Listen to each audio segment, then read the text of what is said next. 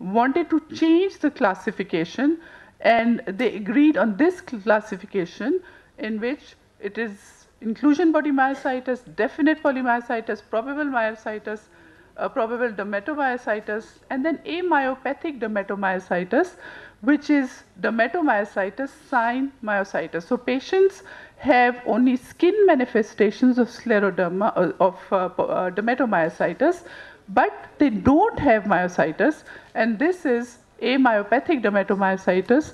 And then there is a possible dermatomyositis, which is the amyopathic dermatomyositis and possible dermatomyositis. In this, they don't have any dermatomyositis, while there are certain non-specific myositis, and then there is an immune-mediated necrotizing myopathy. So this was a newer classification because you see, don't miss anything in this classification. But then there's another group which, and this was published in 2005, which, because you wanted clinical diagnosis and clinical classification systems, and they came up with this classification, which is pure polymyositis, pure dermatomyositis, overlap myositis, that is overlap with other connective tissue disease, and cancer-associated myositis. This clearly shows the erythema, and we'll show you more slides.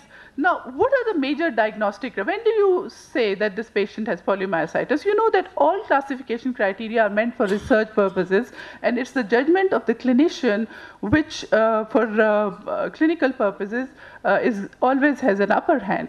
But for research purposes, you need to have a uniform classification system. So this classification criteria, which are used by is the ACR diagnostic criteria, where there is a symmetrical proximal muscle weakness. It is gradual in onset, usually patient unable to comb their hair, unable to climb stairs, and sometimes they have just fatigue, they have tiredness, they will just complain of weight loss, and these weight complaints can last for years before they even start complaining of weakness in climbing stairs or combing their hair.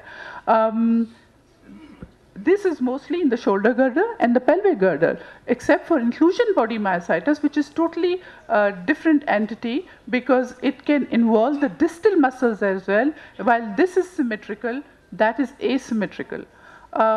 Then elevated muscle enzyme, we're going to talk about them a little later, and EMG and muscle biopsy, which shows evidence of myositis, and a typical rash of dermatomyositis. So this is again definite, probable, possible, which obviously is used more for classification criteria for research. And as you see over here, while I was talking to you about dermatomyositis, you can see that this is perivascular infiltration of cells, which is around the vessels, while the rest of the fibers which are involved are around the perivascular area, while the rest of them are spared.